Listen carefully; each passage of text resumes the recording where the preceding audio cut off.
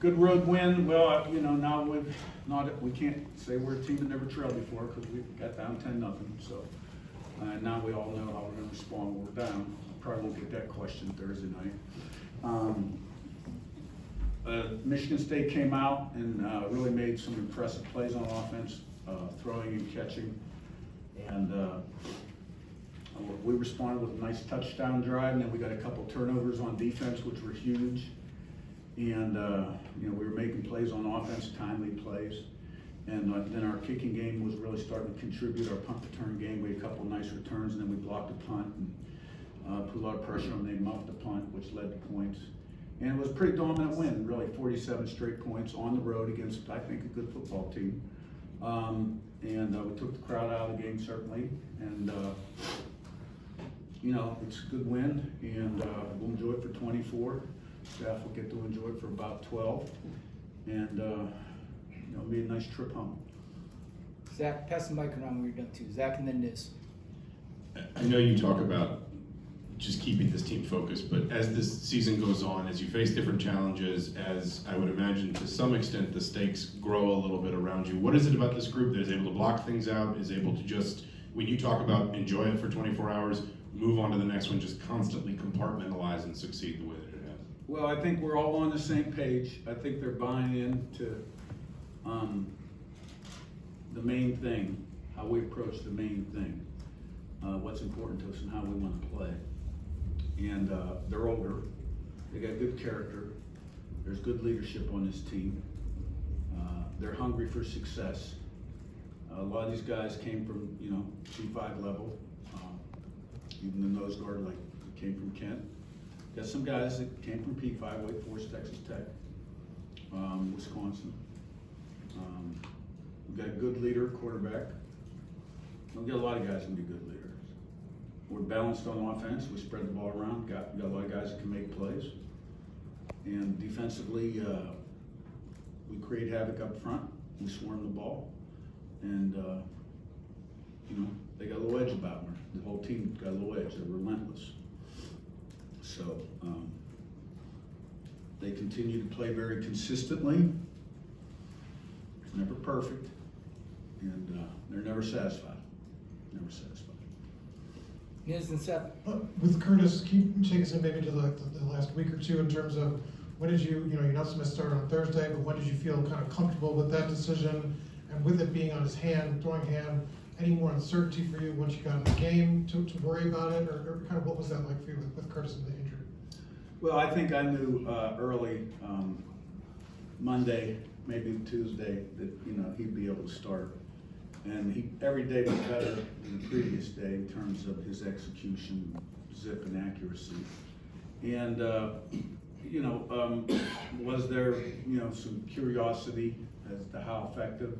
I think human nature, you know, but then I decided at some point to, you know, just believe in our team, right? Which is what you gotta do as the head coach and the leader. You just gotta believe in your team. Attack, and they'll feed off that. And I thought he played great. Seth and Todd. You talked so much about, you know, wanting to see what your team would do when, you know, faced with adversity, when, you know, coming from behind. So what did you see from your team in those moments on the sideline, on the field? Well, I didn't talk so much about wanting to see it. You guys did.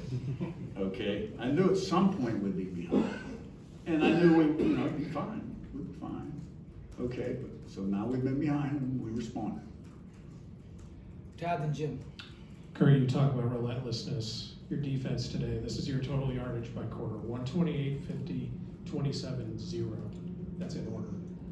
15 tackles for loss, 7 sacks. Can you talk about how they embody that relentlessness? Yeah, 15 tackles for loss, 7 sacks. And see, I don't have the full composite in front of me, but like, that's really impressive. I don't know if I've ever seen those kind of numbers on a team that coach. That's a great credit to our defensive players, staff.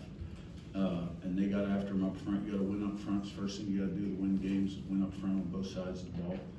And I know we did knock the quarterback out at one point, and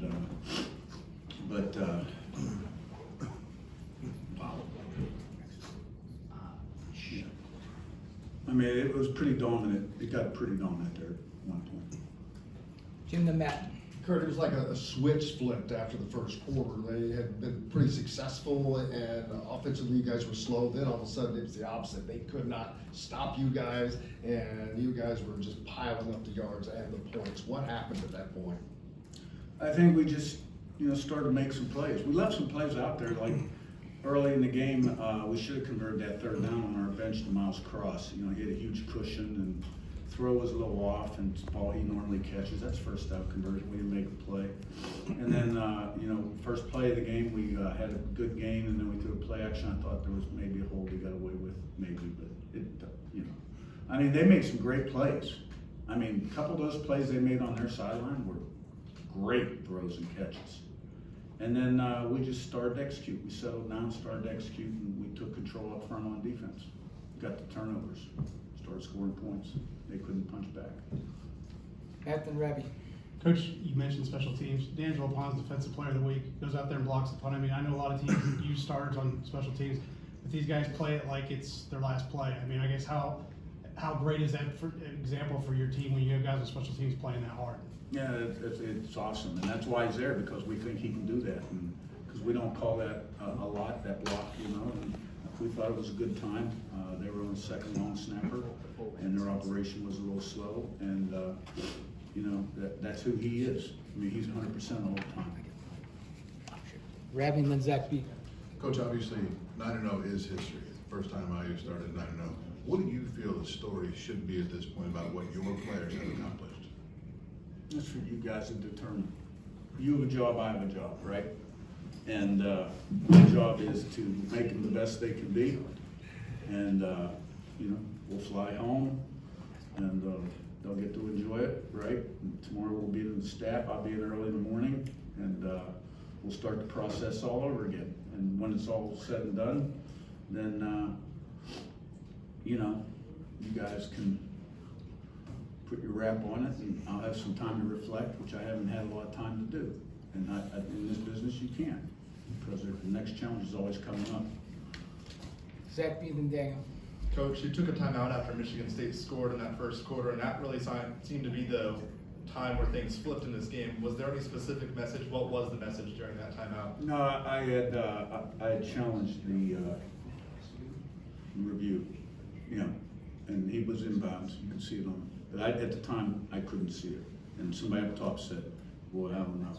So I thought that would be a good time to use a challenge.